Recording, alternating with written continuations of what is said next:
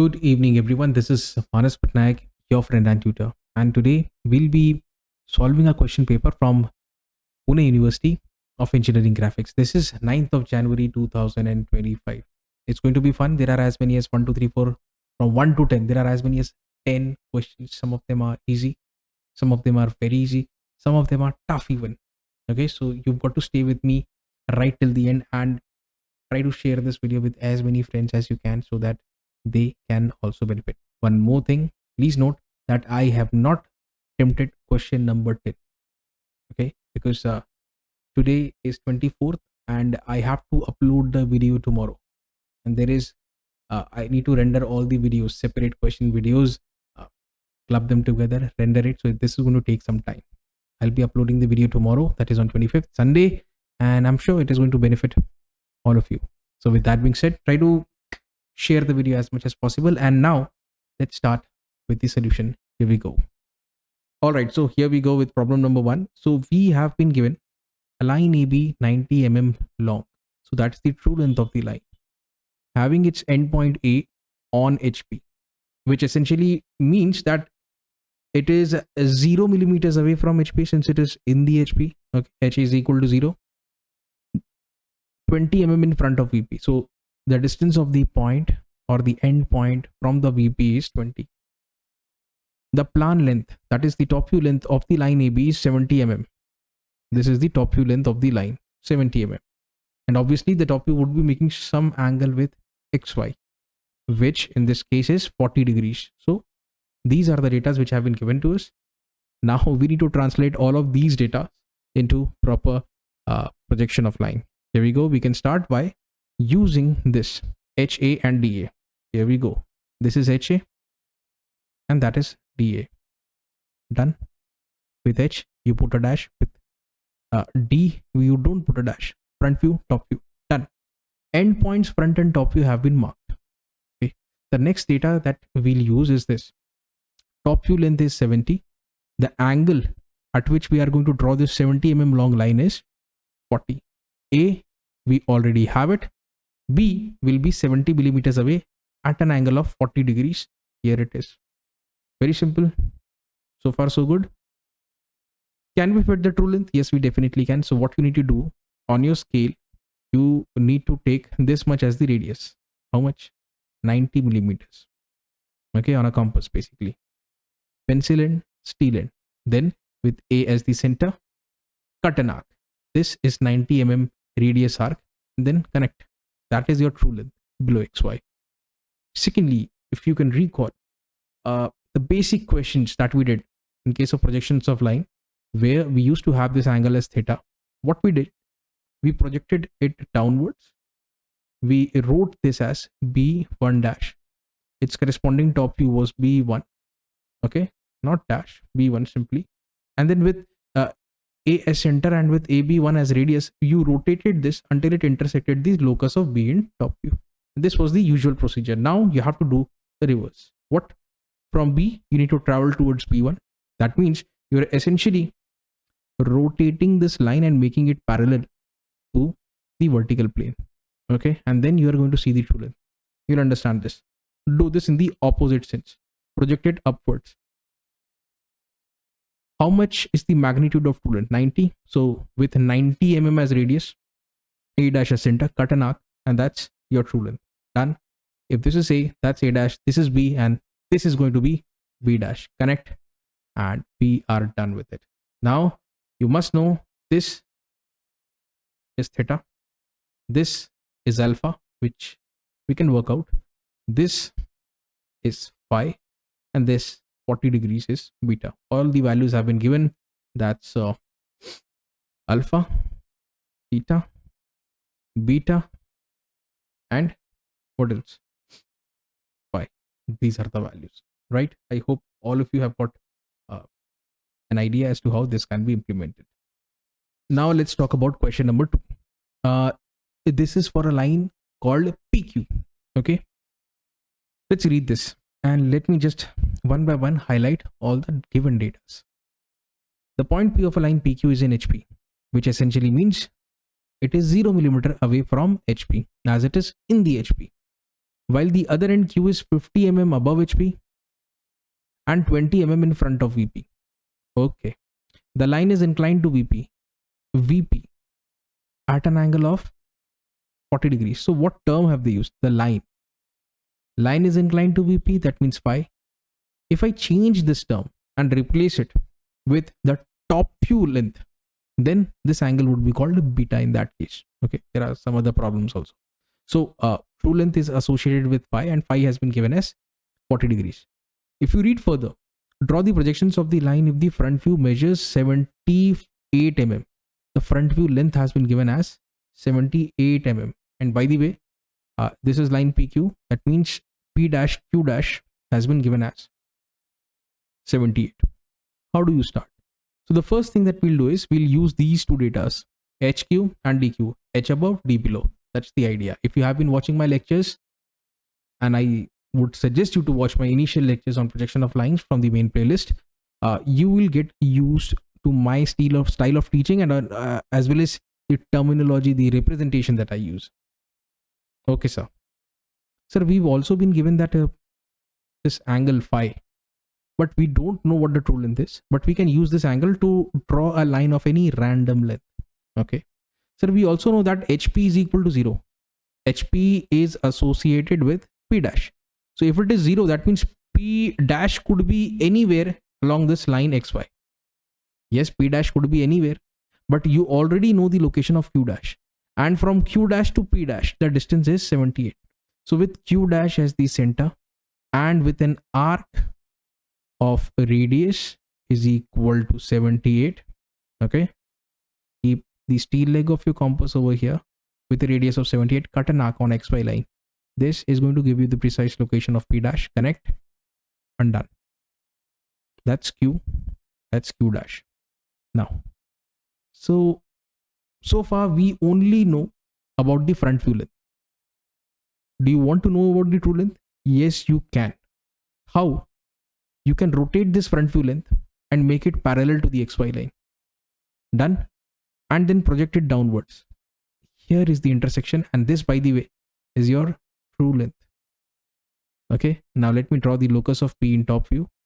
Done. Easy. Now the stuff is very easy. If this is Q dash, that's Q. If this is P dash, vertically downwards, this is going to be P. P with Q will give you the final top view. Now what's up?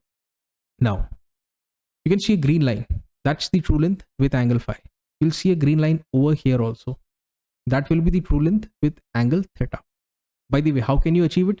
You can take this much as the radius, then with Q dash as the center, you can cut an arc. Okay. And then again a green line can be made. This is one way. The second way is, what you can do is you can rotate this QP until it becomes parallel to the XY line, project it upwards. Okay, this is Q dash, this is the locus of P. So connect P1 dash with Q. That is going to give you the true length. By the way, you can do this measurement. If I'm not wrong, this works out as 102. This works out as 102. Okay, so to check it. Yeah, these are the values which we've got finally, and that's theta, alpha, phi, beta. Done. Now we'll talk about question number 3.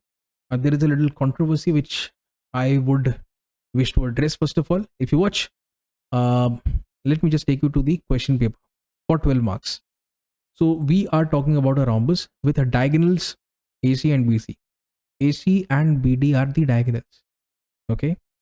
And if you read further, you'll get to know that corner A is in HP. That means it is in contact with HP, which essentially means that the remaining 3 corners will be up in the air this way.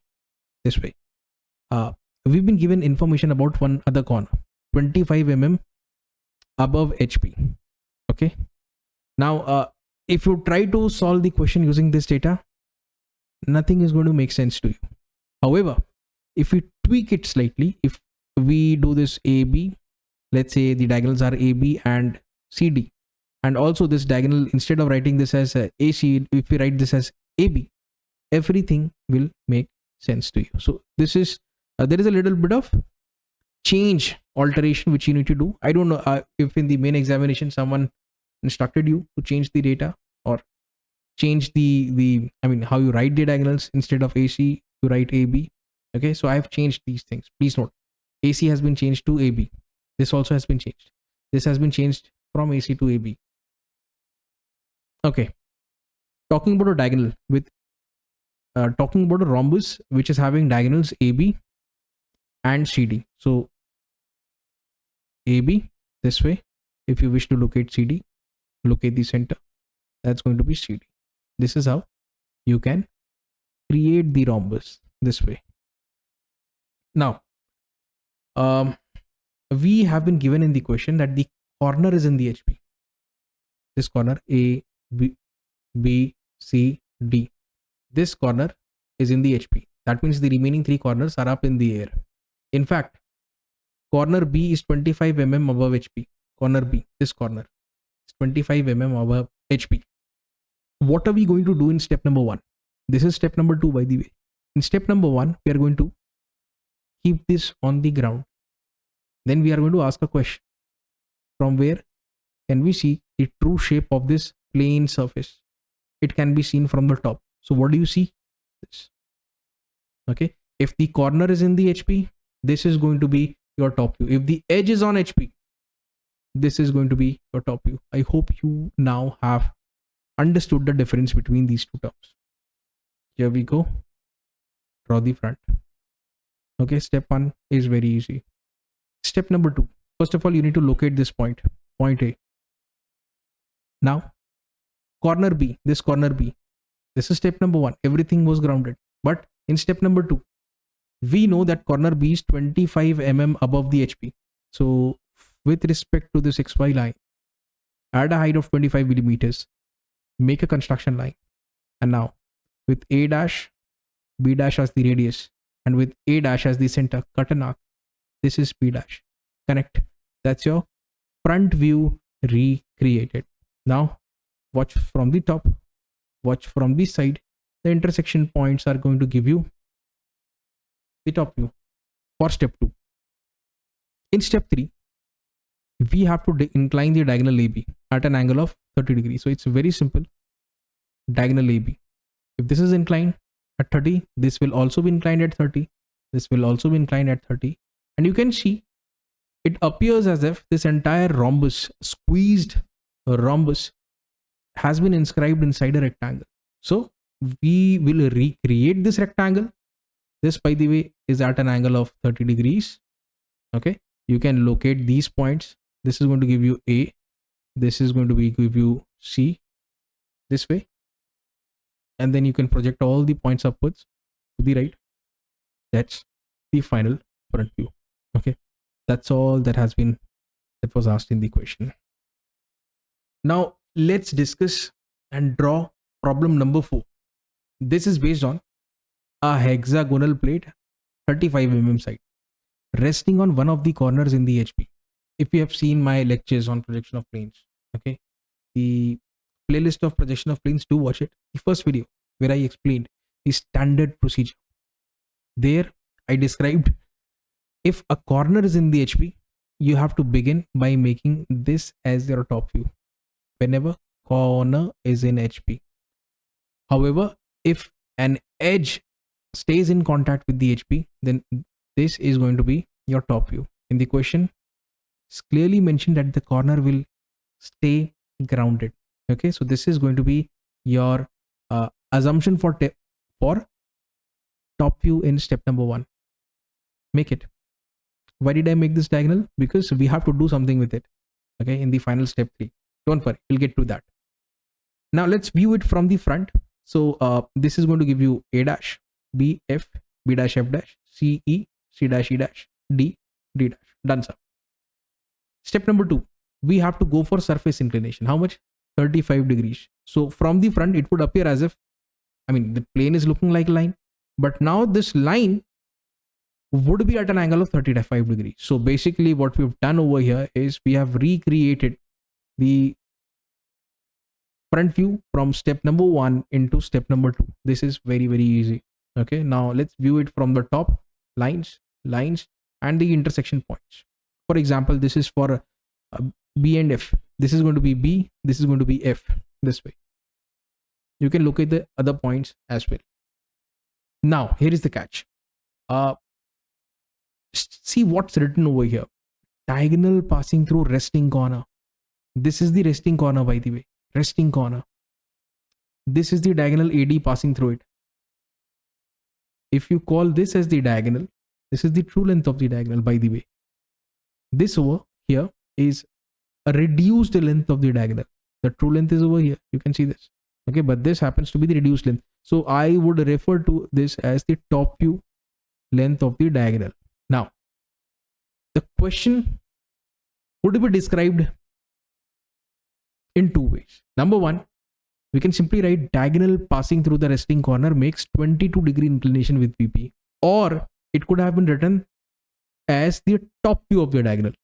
That would have made the problem even much easier.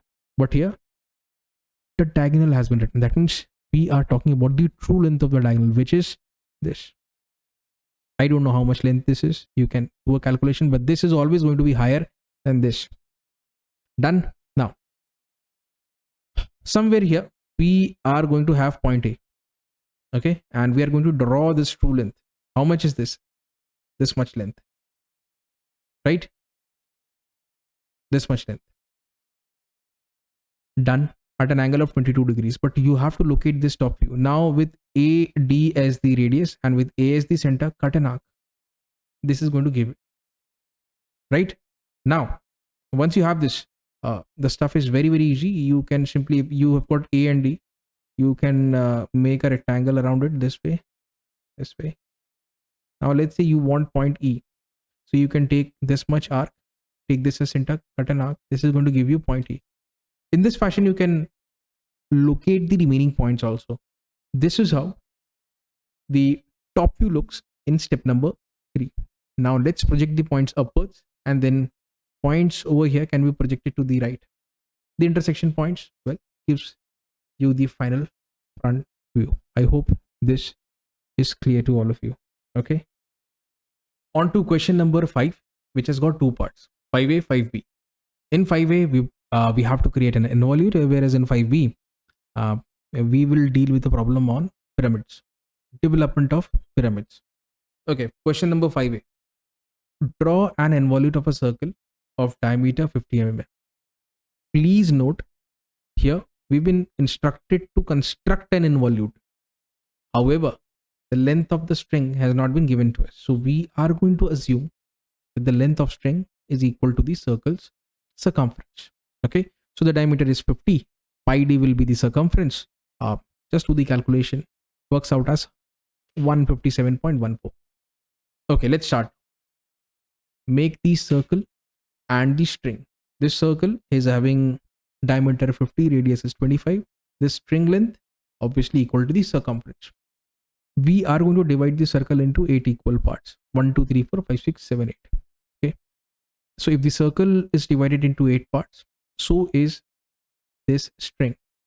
How can we divide this? Basically, you need to draw a line of any random length at any random angle this way, and then you need to place points 1 centimeter away. Okay, or equal distances, 8 points. Connect with the final point. Keep your mini drafter aligned along this line, and then over here you've got the screw which you can tighten. Move your drafter to the 7th point, 6th point, 5, 4, 3, 2, 1. Done. Okay, these are the points. Now what you need to do is you need to make tangents. This can be done with the help of a mini drafter. Again, shorter scale of your drafter along this spoke. The larger scale will be along this direction. I mean, what I mean to say is this. You need to keep your drafter in this way and then use this scale to make the tangent. In the same fashion, you need to draw a tangent at 2, 3, 4, 5, 6, 7, and for 8, it is already done. Now think about this. When you are going to wound this string, this much of the string will be in contact, isn't it? Let me zoom in. This much of the string will be in contact with the circle circumference. How much would be remaining? Sir, this would be remaining from 1 to P. So with 1P as the radius and with this 1 as the center, cut an arc. This is going to give you P1. Similarly, in the next step, this much of the string will come in contact with this much portion, almost a quarter. What's remaining is this from 2 to P with 2 as center, cut an arc. This is P2. Similarly, you can obtain P3, P4, P5, P6, P7. And when you join all of these points in proper sequence, what you have is a beautiful curve by the name of involute. Done. So question number 5, part B, this is based on development of a lateral surface of square pyramid. Square pyramid, think about it. Square pyramid, base is a square and then all the points converge at the apex. Okay. Axis is 75. Done. Please note, one of the base diagonal is parallel to VP. Okay. So for making the orthographic projection, there are some assumptions which you need to make. A pyramid would be something of this sort. By the way, we are talking about a square pyramid. Okay. Let's say you're watching it from over here and from here. What would the top view look like? The top view would be something of this sort. And in this case, if you watch, these are going to be the diagonals. You can call these as the diagonals. However, these are actually the projections of the slant edges. Okay. So is the base diagonal parallel to VP? Here, the red colored lines which I have drawn are the base diagonals. We can say this. No, but they are not parallel to this XY line. However, if you make your drawing in this fashion, let's say you make it in this fashion, this way. Now you can say that this 1, 2 base diagonal is parallel to the XY line. So we are going to create this top view here. Easy. Project. What is the height? 75. Done. Done, sir. No big issue. Now you need to check which from where you can extract the data for true length of slant edge. This is the slant edge OA. Is this parallel to XY? Yes, sir, it is parallel to XY. Therefore, this is going to represent the true length, whatever it is. So with O dash, A dash as the radius, okay, you can draw this line, by the way, or you can simply make this arc. Done. Now from A to B, you know this distance is 40 millimeters. So with A center, cut an arc of 40. With B center, cut an arc again of 40. Repeat this. Done. Square pyramid. So there are going to be 4 triangular faces, 1, 2, 3, and 4. This is how you need to approach. Okay, I hope you've understood this. Okay, so question number 6 has 2 parts. This is part A. Rectangle method will be applied to construct a parabola. The base of the rectangle is 80, height is 120. So here we go. Base, please forgive me, I have not placed the dimensions. This is 80. This axis length has been given as, so 120. Done. You can make this rectangle very easy. You can use the line division technique also over here to divide this into 4 equal parts. However, what we'll use is simple common sense. So this is 120 for 4 parts. 120 by 4 will give you 30. So at a distance of 30, again 30, again 30. 30 into 4 will be 120. In the same fashion, this is 80. This much is 40. This much is 40. Agreed, sir? So go for 10 millimeter distance and mark points in this fashion. 10, 10, 10, 10, 10, 10. Done. Connect all of these points on this vertical line, these 2 vertical lines, to this axis or apex, you can say. Okay. Vertex. That's the appropriate word. And now through all of these points, 6 points, project vertical lines upwards. Okay. And take a look. 1, 1 dash. 2, 2 dash. 3, 3 dash. Connect. That's the parabola. So damn easy. The next problem is based on developing a pentagonal prism, the dimensions of which the base edge is 30, axis height is 70. One of the base edge is parallel to VP. Okay, so you've got two options. Either you can go with this as your top view. If this is the XY line, you can also go with this as the top view. Both the options are correct. I have gone with this option. You can clearly see this BC is parallel to the XY line, which indicates that the base edge is parallel to VP. Now, how do you proceed from here? Make the front view this way. Okay, 30, 70 done. Now what?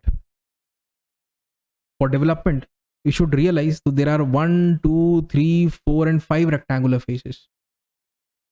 The width of those faces is 30. However, the height happens to be 70. So 30 times of 5 will give you 150. This is the entire landscape inside which you can fill the development. Take a look.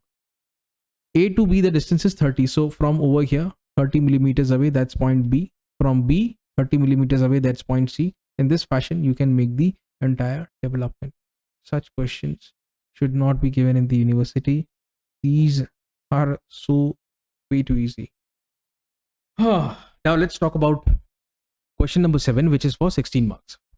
There is this pictorial representation of an object given to us, and we have to create the front view in the direction of X. From here, you need to view it and create the front view, top view, side view, left and side view to be precise, and also give the dimensions, and that is for only 1 mark. Anyway, I'll help you. Do the entire construction for the first 3 parts, A, B, and C. Dimensions is very easy, and you can do it on your own. Okay, here we go. Let me just start with this. What do you see? So we can see 3 boxes. What do these boxes mean? What information do they convey? Well, this represents the length, that's the height, that's the width. So this box is meant for front view, that's for top view, this is for left and side view, which is to the right of front view. Okay. So what is the height, what's the length? You need to work it out. First of all, we are going to work out the height. This is the diameter of the bigger circle, which is 60, plus this much, that is 36. So it is going to be equal to 96. That is the height. Secondly, if you watch the object from the top, you can see this width over here, which happens to be 80. Done. And as far as the length is concerned, you can see this over here, horizontal. How much? So diameter is 60 of the bigger circle, so half of that. That means 30. 30, then we go this way, this way, this way, plus 40, which becomes 70. And then plus this much, again 30. Pinch your screen, zoom into this. So 30 plus 40 plus 30 becomes 100. So the length is 100. Okay, so with this information, you can create these boxes. And by the way, if you're a fan of making the XY lines, you can do that. XY.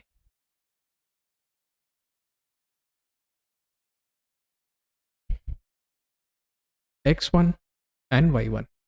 Okay, and by the way, 1, 1, 1, 1, 1, all of them 1 centimeter. Okay, I hope you can do this easily. Once this is done, I basically, in most of the times, I follow a freestyle approach. As far as this question is concerned, I'm going to follow skeleton or a grid-like approach, where once the grid lines are done, we can override them using an H pencil, and make sure while making the grid lines, use a 4H pencil. Should be extremely light, should be visible only to you. Okay, and then you can overwrite with the help of an H pencil for the solid lines. Right. How to follow this approach? First of all, we are going to be making all the vertical lines in this fashion. These are going to aid us in making the final geometry, the final profile. And then these are going to be the horizontal lines. How did I make this? What was my approach? Take a look. Center line. From the extreme left at a distance of 30. From the extreme left at a distance of 30. This becomes your center line. Okay, sir. This too. From over here. 15 and 15. So from over here, 15 to the left and 15 to the right, you can make these two lines. Done, sir. This is clear. Okay. So 1, 2, 3, 4, 5. 1, 2, 3, 4, 5. These are the 5 lines. Now you must be confused. Sir, what about these two lines? This one and this one. You'll get a clearer picture. Don't worry. Be patient.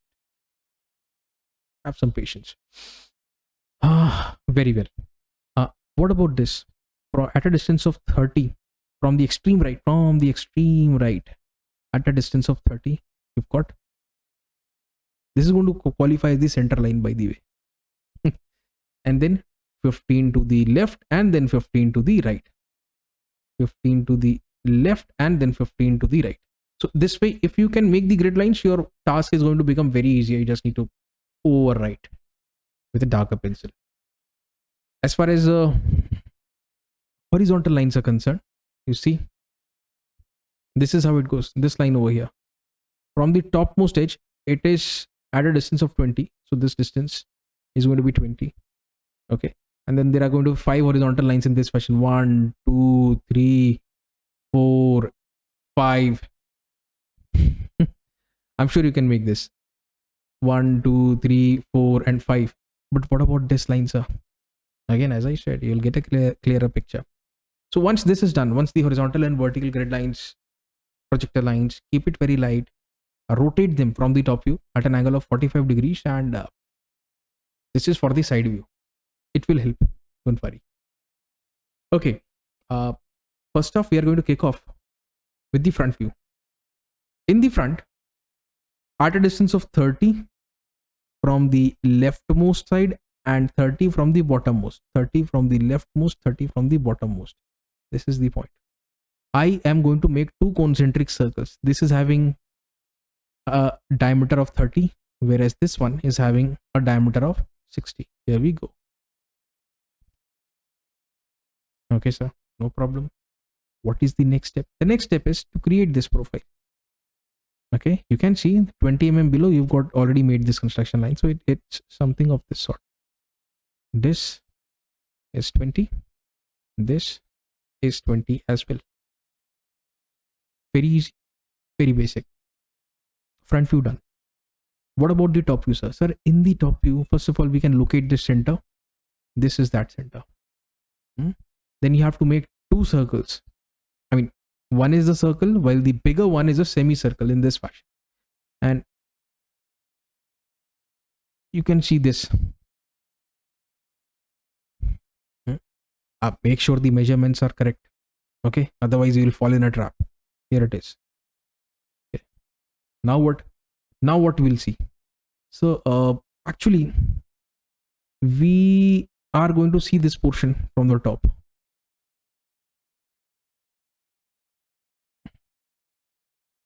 This way. I mean, in the pictorial representation, this portion, when you view it from the top, this also will be visible. Here it is. Only this much is visible. The remaining portion, this portion is not visible. The reason being very simple. This plane falls above it. Okay, or you can say this profile over here falls below this plane. Done. Front, top view done. Side view is very easy. What shall you see? Sir, this is what you'll see from the side. A rectangle. And then this portion. 10 mm to this side, 10 mm this side. And then you can make this portion. Okay, so far so good. Now the only thing left, and by the way, there is a little correction that I think I must admit.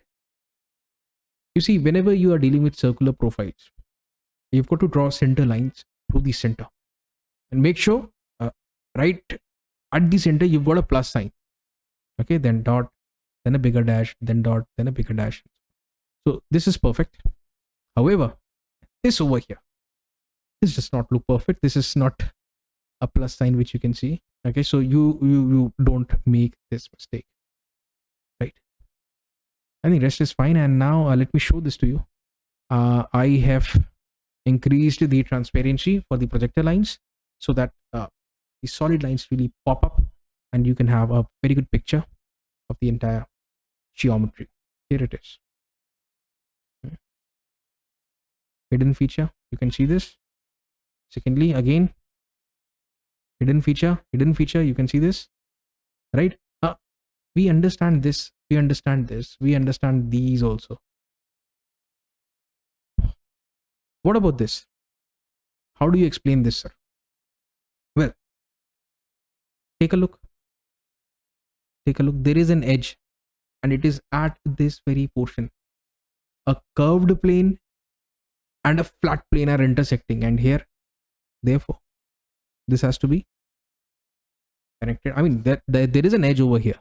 Okay, as I said, a flat plane coming from top and a curved surface of the tube, outer surface of the tube, they both are intersecting.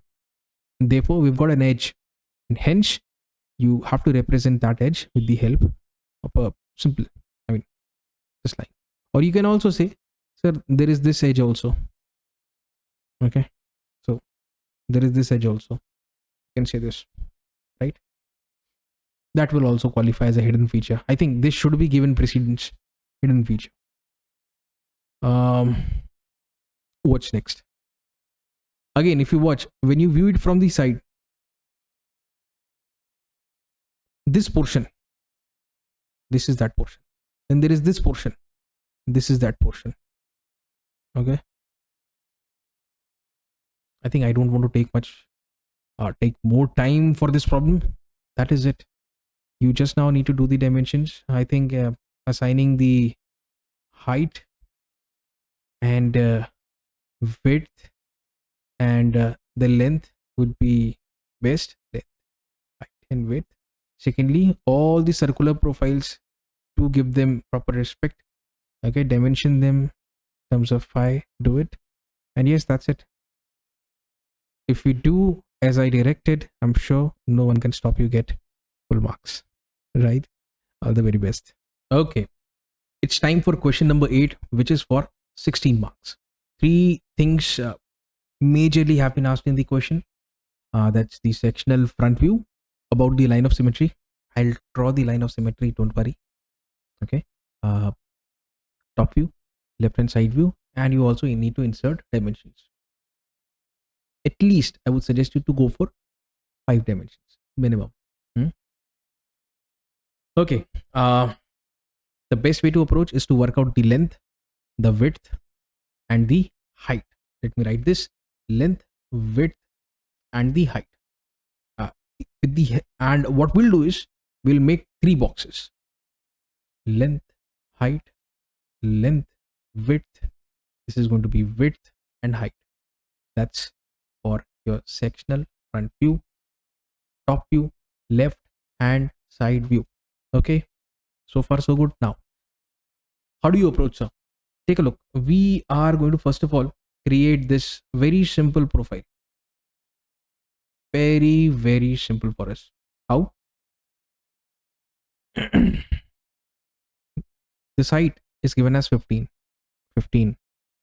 How much is this distance? Well, 110 minus 80 is 30. Half of 30, that is 15 over here and here as well. Now, what I'll do is I'll take the center randomly. Okay, center of this 110, that is 55 from either end, and I am going to pass a vertical line through this. Now, can I fit in these 2 points? Yes, can be done, because this entirely is 45. Half of 45 is 22.5 to the left and 22.5 to the right. Done. Now connect. Okay. Okay, how to proceed from here? We also need to make this rectangular hole. Can I say this rectangular hole? From the baseline at a height of 40. From the baseline at a height of 40. This is 40. Just make a construction line and try to locate the center. Here, let's say center. This way 15, this way 15, because the total is 30. 15 to the left, 15 to the right from the center, and then 25, 25, and then join. Okay, what's next? Again, if you watch, we wish to work out this very point. Where exactly is this point? Let's say I mark it as 1. Okay, and I'm viewing from this direction of x. How can I locate this point? So from the topmost edge, we need to go down by a distance of 40. So from the topmost edge downwards by a distance of 40. This distance, by the way, is 40, and wherever it intersects, that is going to be your point 1 dash. Okay, this point.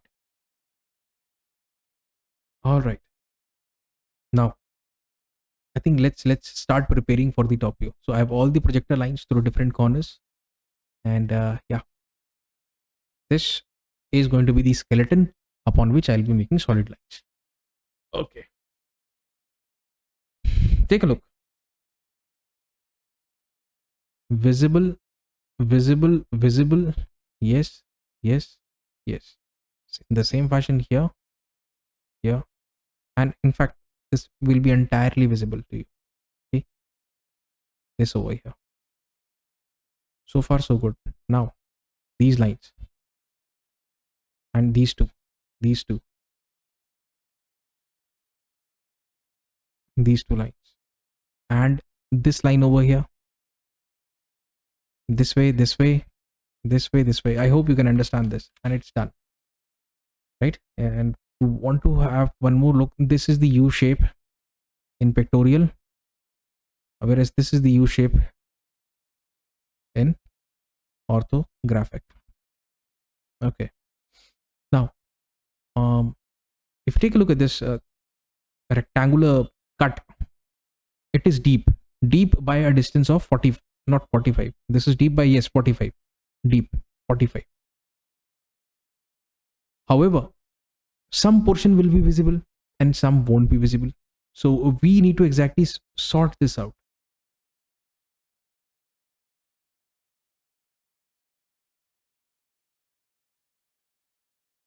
This much portion will be visible. No, it won't be visible because it is falling below these two planes. Okay, so this much portion will be not be visible. Similarly, here also it won't be visible. Only the portion left in between here, this hollow portion that you see here, the edges would be visible. So that is exactly what I've done. Okay, let that sink in. Talking about the side view, it's very simple, no big deal. This rectangular profile 45 by 15, do it over here. Then this U shape, do it over here. This, by the way, is 15. Okay, 15. And what else? There is an edge over here. However, just in front of that edge, you've got this edge. So there is no point in making this. I mean, there is absolutely no scope for showing this hidden feature. However, this over here can be shown. Okay, in this fashion, topmost. Done. Now, as I told you that we need to make some kind of line of symmetry about its symmetry. So if you watch, it is in fact symmetrical. Okay, this is the line of symmetry. Whatever is to the, I mean, in the upward direction, the same as in the downward direction. That is the line of symmetry. Okay, mirror images basically. So the line of symmetry has been created. Now, based on this line of symmetry, and if you wish to see how the line of symmetry would look in the pictorial representation, it would be something like this way. So essentially, this much portion of the solid will be cut off. This much portion, the portion which is in front of the symmetry line, okay, or the section plane, if I can say so, that will be removed. So now it would be very interesting to see how it looks. And whenever we see a cutting plane, whenever we section the solid, we actually get rid of these sort of hidden lines. Okay, and wherever the section passes through the solid, we have this hatch sort of pattern, right? So this is how the object looks. Finally, sectional front view, top view, left and side view. and I'm sure you can insert at least 5 dimensions for you to ensure that you get maximum marks, right? Okay, we are on to question number 9, which is based on isometric view. Okay, please note this is isometric view has to be drawn. This is for 16 marks, and yes, it's simple. Okay, take a look. So we have been given the elevation and plan. Elevation, by the way, is a civil engineering term. That's the front view. The mechanical equivalent. Plan happens to be top view. All right. Now we wish to work out the length, the width, and the height. Height, width, length. Let me just zoom in. Here it is. Height, width, length. Okay. How to approach this? Let me make the length over here. And by the way, I am assuming that you have basic knowledge of isometric drawings. What isometric lines are? These are what you call isometric lines. They are drawn at specific angles. So I'm assuming that you guys know all of these things. If you don't, you should watch my playlist on projection of not projection but isometric drawings. Okay, search it. Watch the first video. There you will get the basics. Okay, learn them and then switch over to this one. Okay, so far so good. Now from these 2 points, this is 50 millimeters high. Okay, then you need to travel in the front 30 this way, then connect, and then you need to drop by a distance of 30, because 30 plus 20 will give you this value 50. 30, then again connect, then move forward in this direction by a distance of 100 minus 30, that is 70 millimeters in the front, and finish this, the front portion. Easy. What's next? Next is we are going to be making this profile, and let me just give you a brief idea as to how this can be done. If you watch, this angle has been given as 45 degrees. By the way, you first need to locate these 2 points. If the angle is 45 degrees, that means perpendicular and base, both of them will be equal. You know this, tan 45 is 1, opposite over base. Okay, so perpendicular over base will be same. So if this perpendicular is 10, this base also has got to be 10. Or if this perpendicular is 10, this base will be 10. Either way, you are going to reach this same location. And over here also you need to repeat the same stuff. So first of all, what we'll do is we are going to locate this very point at a distance of 20 from the front, 20 from the front. Then we'll locate this point 30 from over here, 30, right? 10 above, 10 above, 10 to the left, 10 to the right, and then connect in this fashion, this way. Join. Yeah, this is over. Now, what's next?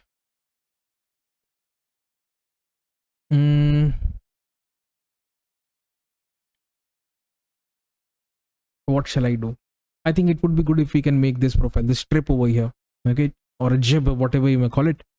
Can we locate this center at the front? Yes. Then 5 above, 5 below. Let me have this line, and the same goes here also. 5 below, 5 above. You just need to locate the center. 5 to this side, 5 to this side, makes it 10. Repeat here as well. Join. Finish it off. Finish it off. Right? We are almost done.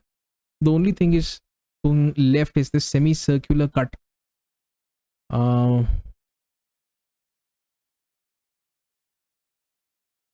Center. Radius of 15. 15, 15, 15, 15. Smaller diagonal. Produce line to meet the midpoint of opposite sides.